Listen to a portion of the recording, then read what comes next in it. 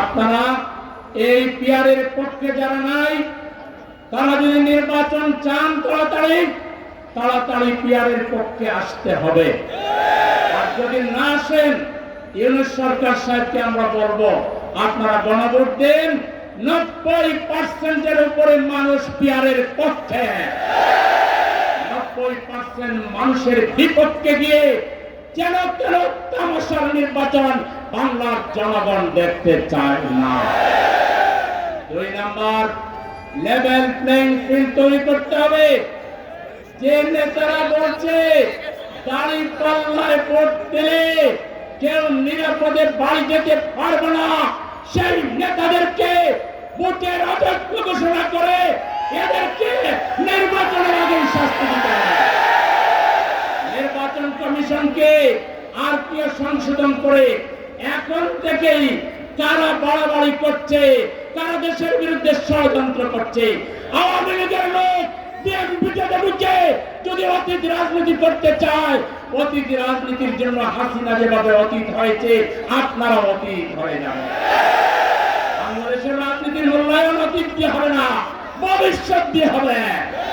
গত 12 মাসে জামাত কি করেছে আর কে কি করেছেন, মানবিক সেবা আপনারা কি করেছেন, দেশ গঠনমূলক আপনারা কি করেছেন, এগুলো মূল্যায়ন করে জনগণ জামাতকে ইনশাআল্লাহ আগামী দিনে ক্ষমতায় পাঠাবে। 3 নাম্বার বলতে চাই, আপনারা এত খাওয়া দাওয়া করলেন, 2-1টাতে আমাদের যাওয়ার সুযোগ হয়েছিল, বেশিরভাগ আমাদের তাইর ভাই রফিক ভাইরা গেছেন। এত খাই দাই করে এখন বলেন আমাদের কোনো ক্ষমতা নাই, আমরা সনদকে আইনি ভিত্তি দিতে পারবো না, এই তামাশা বাংলার জনগণ মানবে না। আপনারা অবিলম্বে প্রেসিডেন্টের অধ্যাদেশের মাধ্যমে জুলাই সনদের প্রত্যেকটা ধারাকে আইনে রূপান্তরিত করে এই আইনের ভিত্তিতে জাতীয় সংসদ নির্বাচন দিতে হবে। নতুবা দেশের জনগণ যদি রাস্তায় নেমে পড়ে, আপনারা তো 2-1টা দলের রাস্তা ব্লক দেখেছেন, এটা সেটা দেখেছেন, তাতেই কাঁপতেছেন।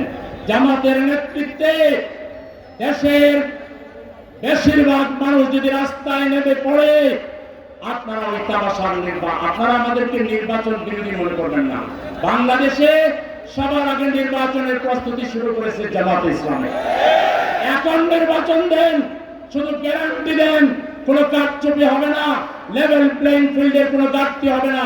আমরা আগামীকাল নির্বাচন ঘোষণা করে আমরা লাগিয়েছি, কিন্তু আবার অতীতের মতো হাসিনা মার্কা নির্বাচন করে দেশকে ভারতের তামিলনাড়ু বানানোর কোন ষড়যন্ত্র আমরা মেনে নিতে পারি না।